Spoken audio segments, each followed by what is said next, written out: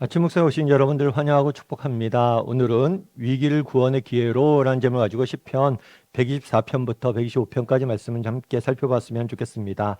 먼저 124편 1절부터 5절까지 말씀 같이 한번 읽어볼까요? 이스라엘은 이제 말하기를 여호와께서 우리 편에 계시지 아니하셨더라면 우리가 어떻게 하였으랴. 사람들이 우리를 치러 일어날 때에 여호와께서 우리 편에 계시지 아니하셨더라면 그때 그들의 노여움이 우리에게 맹렬하여 우리를 산채로 삼켰을 것이며, 그때 물이 우리를 휩쓸며 시내가 우리 영혼을 삼켰을 것이며, 그때 넘치는 물이 우리 영혼을 삼켰을 것이라 할 것이로다. 예, 우리가 지난주까지 스가랴 말씀을 살펴봤죠. 이번 주에는 시편 말씀을 좀 살펴보길 원합니다. 그래서 시편 말씀 살펴보면서 8월 마무리하고요. 9월부터는 또다시 데살로니가 전후서를 좀 살펴봤으면 좋겠습니다. 오늘 시편 124편 1절부터 5절은 다윗이 지은 시라고 알려져 있습니다.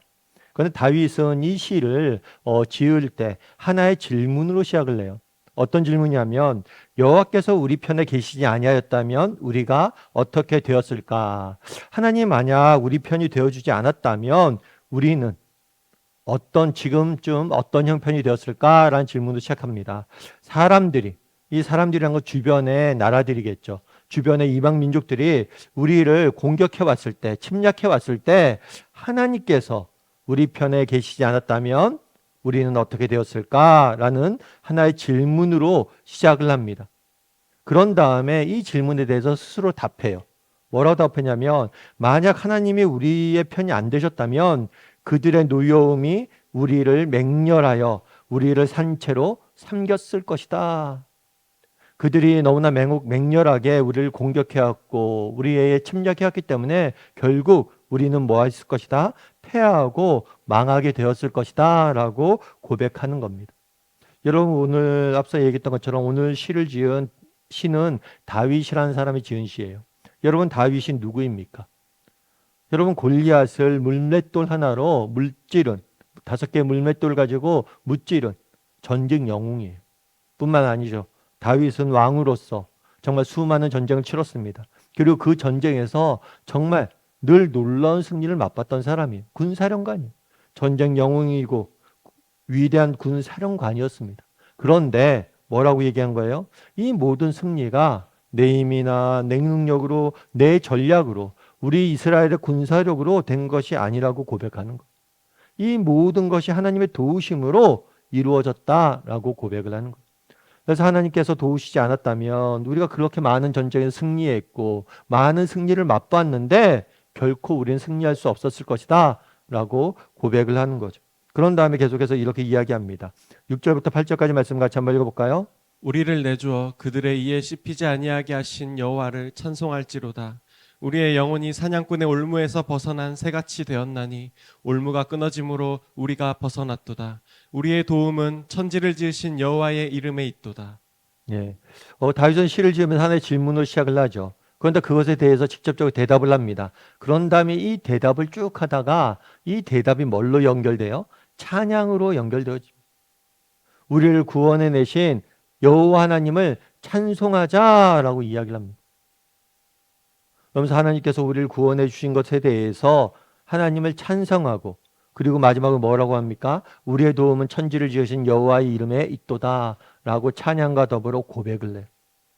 결국에 정말 하나님이 돕지 않는다면 우리는 그 무엇도 얻을 수 없는 연약한 존재임을 고백하고 우리를 도우시고 우리를 이때까지 인도하신 그 하나님을 찬양하며 또 하나님이 어떤 분이신지 진정한 창조주 되시고 정말 우리 인생을 지키시는 분이심을 고백하면서 이 시를 마무리하는 것을 보게 됩니다.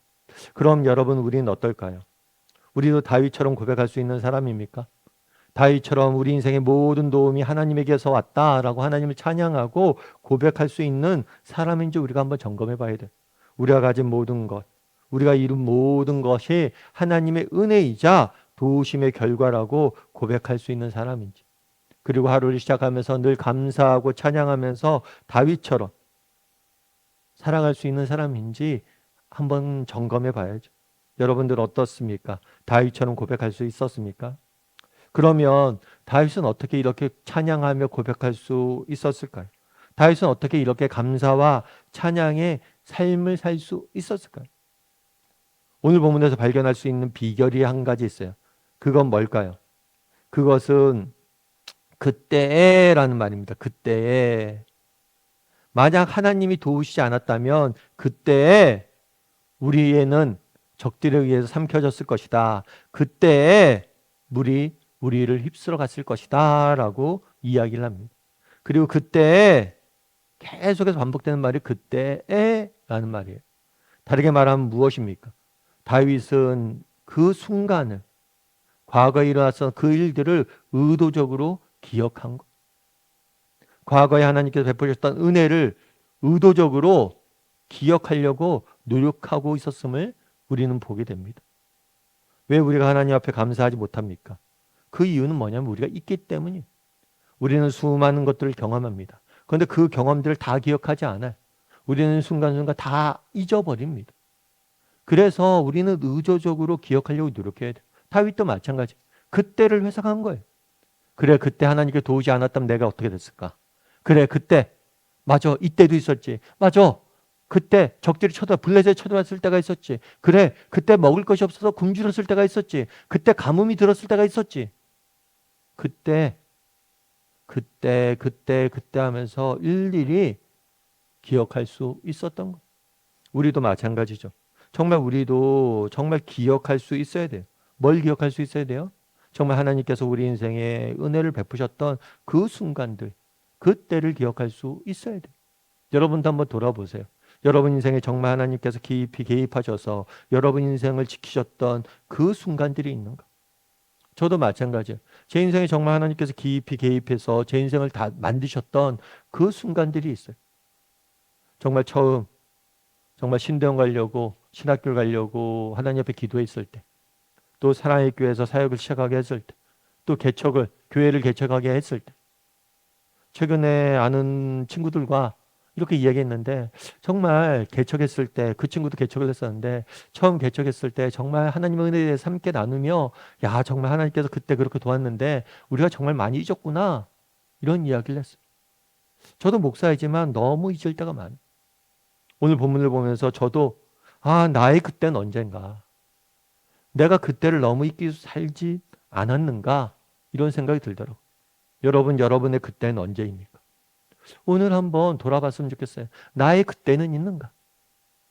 내가 그때를 잊고 살아가고 있지는 않은가? 그래서 정말 우리가 나의 그때를 기억하며 살아갈 수 있는 사람들이 되었으면 좋겠습니다. 여러분 독일에 가면 베를린에 굉장히 유명한 관광 명소가 있다고 그래요. 특별한 장소가 있다고 그래요.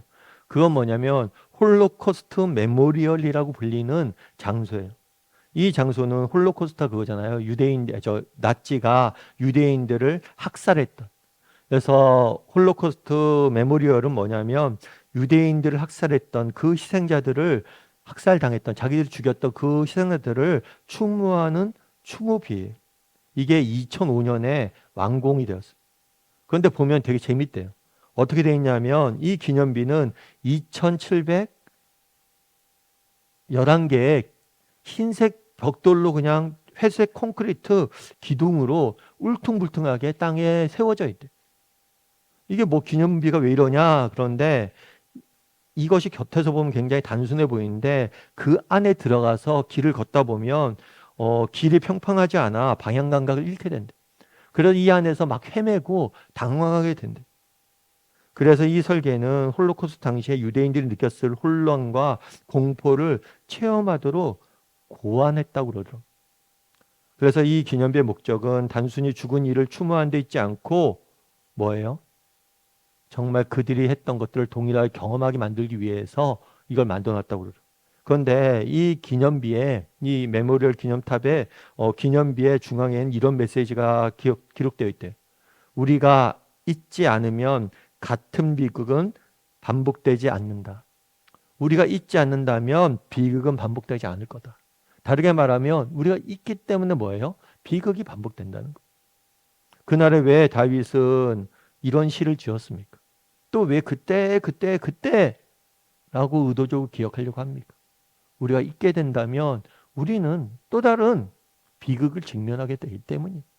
우리가 하나님의 은혜를 기억할 때, 우리의 삶 가운데 감사가 끊이지 아니하고 우리가 하나님의 은혜를 기억하려고 노력했을 때 정말 하나님의 은혜가 우리의 인생들을 인도해 가는 것. 그래서 오늘 한번 점검해 봤으면 좋겠어요. 나의 그때는 언제인가? 나는 정말 그때를 기억할 줄 아는 사람인가? 그리고 그때 하나님 베푸신 은혜를 기억할 줄 아는, 그래서 정말 비극을 반복하지 않는 저나 여러분이 되기를 주님의 이름으로 소원합니다. 우리 이 시간 함께 기도했으면 좋겠습니다. 기도하실 때 오늘 말씀 기억하면서 기도했으면 좋겠습니다. 그날에 정말 우리의 인생의 도우심은 오직 하나님 여호와께 있었다라고 다윗은 고백합니다. 내가 가진 것, 내가 살아가는 것, 모든 것이 하나님의 은혜라고 찬양하고 감사합니다. 우리는 어떻습니까? 우리에게도 이런 감사와 찬양이 있습니까? 이런 고백이 있습니까? 그럼 만약 없다면 왜 없습니까? 혹시 우리는 그때의 은혜를 잊어버렸기 때문 아닙니까? 정말 오늘 하루 그때의 은혜를 기억할 줄 아는 사람이 되게 해달라고. 정말 내 인생에 깊이 하나님이 개입하셨던 그 순간들을 기억하고 하나님께 감사하고 하나님을 찬양하는 오늘 하루가 되게 해달라고. 그때의 은혜를 기억할 줄 아는 사람이 되게 해달라고. 이 시간 오늘 말씀 기억하면서 한 목소리로 같이 기도하도록 하겠습니다. 같이 기도하시겠습니다.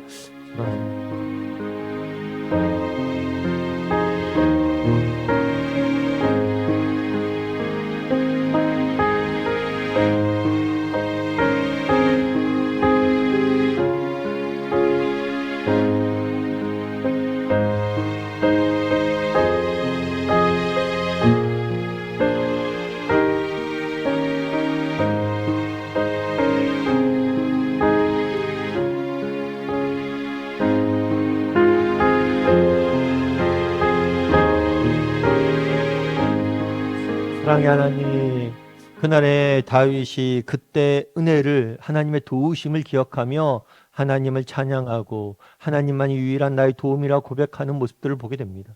우리도 그때 하나님이 베푸셨던 은혜를 너무나 많이 잊고 살아가고 있지는 않은지 돌아보게 도와주시고, 그때의 은혜를 기억함으로 정말 하나님을 찬양하고 하나님께 정말 영광 돌리며 하루하루 살아가는 우리 모두가 될 수 있도록 주여 은혜를 더하여 주시옵소서. 오늘 하루 그때 은혜를 따라 살기를 소망하오며 모든 말씀 예수님의 이름으로 기도드립니다. 아멘.